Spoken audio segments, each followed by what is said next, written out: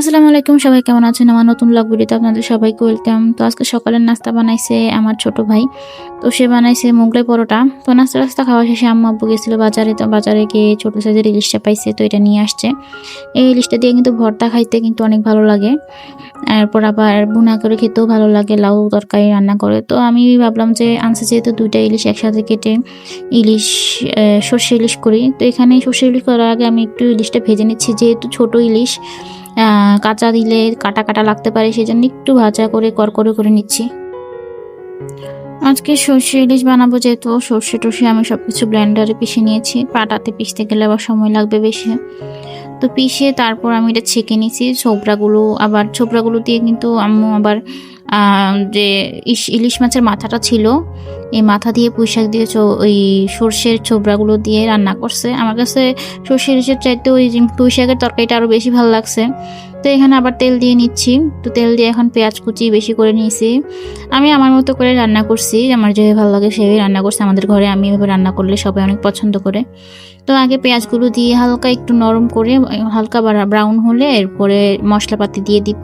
মশলাপাতি কষানোর পরে এরপরে দিয়ে দিব সর্ষেটা থেকে যখন তেল ছেড়ে দিবে তখন পানিটা ভালো করে ফুটে উঠলে তারপর এটাতে ইলিশ মাছটা দিয়ে নামিয়ে ফেলবো। আমাদের ঘরে আবার সবাই ঝোল একটু বেশি খায়, যার কারণে সর্ষে ইলিশের ঝোল তত বেশি থাকে না, তারপর একটু ঝোলটা বেশি দেই যেন একটু ঝোলটা মন মতো নিয়ে খাওয়া যায়।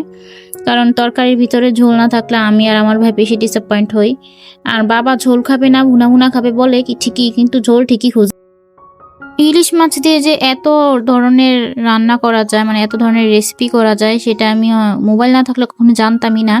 প্রায় মোবাইলে আমি কলকাতার মানুষদের দেখি ইলিশ দিয়ে অনেক টাইপের রেসিপি করে। আমরা ইলিশের দেশের মানুষ হয়েও এত আইটেম বা এত টাইপের রান্না আমরা জানি না, ইলিশ দিয়ে যে এত ধরনের রকমের রান্না করা হয়। অনেক সময় দেখি যে ইলিশের পাতলা ঝোল শুধু নুন হলুদ আর ইলিশ দিয়ে করে, এটা জানি কিভাবে খেয়ালে জানে। ইলিশে অল্প ধুয়েও রান্না করলে স্বাদ আছে, কিন্তু এইভাবে শুধু হলুদ আর নুন দিয়ে ইলিশটা খায়, এটা আমি প্রথম দেখছিলাম। তো সর্ষে ইলিশ আছে, বেগুন ইলিশ আছে, কুমড়ো ইলিশ আছে, আবার চাল কুমড়া দিয়ে আবার ইলিশ মাছের মাথা দিয়ে ভুনা করে। কত কি যে ভাই, মোবাইল না থাকলে কখনোই জানতাম না যে ইলিশ দিয়ে এত ধরনের ভ্যারাইটি করে। তো এখানে প্রথমে কাঁচামরিচ নিয়েছিলাম, পরে দেখি যে কাঁচামরিচে আমার পোষায় না। তো এখানে একটা নাগামরিচ ছিল, সেই নাগামরিচটা দিয়ে আমি ভাত খাচ্ছিলাম। দেখেন কত সুন্দর ঝোল ঝোল, কত মজা হয়েছে। সত্যি কথা বলতে এখন তো অনেক ইলিশ খাই, অনেক পছন্দ করি, অনেকভাবে রান্নাও করি ঘরে যখন ইলিশ আনি, অনেক ধরনের রেসিপি বানাই। কিন্তু আগে সব থেকে অপছন্দের তালিকায় ফার্স্টে এই ইলিশ মাছ ছিল। ইলিশ মাছ আমি একদমই দুই চোখে দেখতে পারতাম না, কারণ অনেক কাটা ছিল, খেতেও পারতাম না। তো আম্মু অনেক সময় ইলিশ পোলাও অনেক ধরনের রেসিপি করতো, কিন্তু আমি একটু মুখে দিতাম না, কারণ ইলিশটা এত অপছন্দের ছিল। কিন্তু এখন বুঝি যে আমি কত বড় গাধা ছিলাম যে ইলিশ মাছের মতো মাছকে আমি অপছন্দ করতাম, বা এটা আমার অপছন্দের তালিকায় ছিল। তো এই আর কি, যদি এখন পর্যন্ত অপছন্দের তালিকায় থাকতো তা না হয় জীবনে কত বড় জিনিসটা মিস করতাম। তো যাক, আল্লাহর শেষ রহমতে শেষমেশ ইলিশটা আমার পছন্দের তালিকায় আসলো। আর এখন পছন্দের তালিকায় ফার্স্টে ইলিশ মাছ। আমার আম্মু হলো আজব প্রাণী, মাছ কিনতে পছন্দ করে, রাঁধতে পছন্দ করে, কিন্তু অনেক সময় মাছের পিস খায় না মাছের কাটার কারণে। কিন্তু ইলিশ মাছের ক্ষেত্রে আবার ভিন্ন, ইলিশ মাছ যতই কাটা থাক ওটা খাবে।